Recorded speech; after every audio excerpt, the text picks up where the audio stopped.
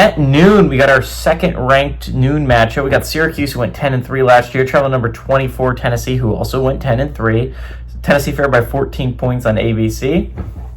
Kyle McCord went 391 to 592, threw for 4,779 yards last year, 34 touchdowns, 12 interceptions. LaQuint Allen had 228 carries for 1,021 yards and 16 touchdowns, and Jackson Meeks had 78 catches for 1,021 yards.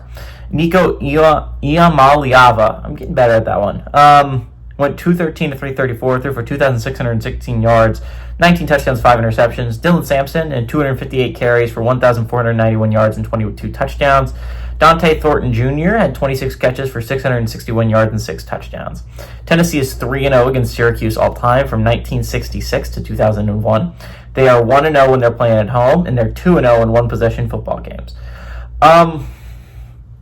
This game's really interesting because obviously Tennessee was a playoff squad last year, but they are the lowest ranked playoff squad from last year if you're not including Boise State. If you're talking about Power 4 opponents, because honestly, 25 for Boise State is kind of like game-recognized game, right? Normally you don't get that if you're a group of 5 team. You do not start the season top 25.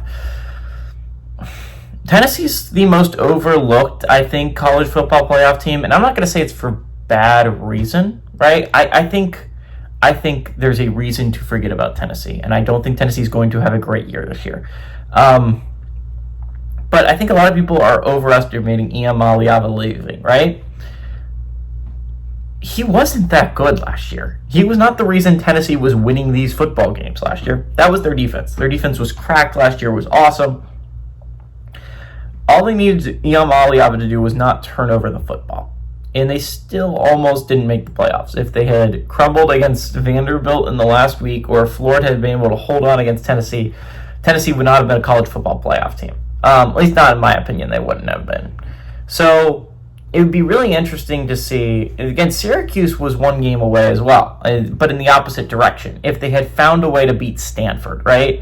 I think that's the one that hurt if you're Syracuse, because if they had found a way to beat Stanford, they would have gone 10-2. One of them losses would have been to SMU, a very respectable loss. I don't remember where Syracuse picked up their other one, but that Syracuse team was good, and it was a team that was very close to a college football playoff berth, but just ended up on the other end of it. And I think it's going to go downhill from Syracuse this year.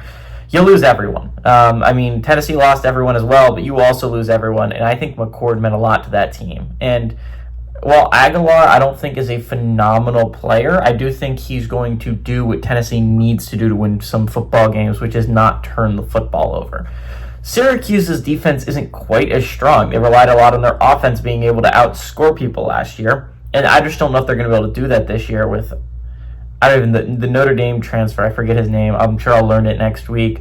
But I don't like Syracuse here, but I do like them to keep it close, right? I don't think Tennessee's offense is going to be great off the bat. I don't think Syracuse's offense is going to be great off the bat. I expect a low-scoring affair where Tennessee ekes out a win. Give me Tennessee to win, but I like Syracuse to cover in this one.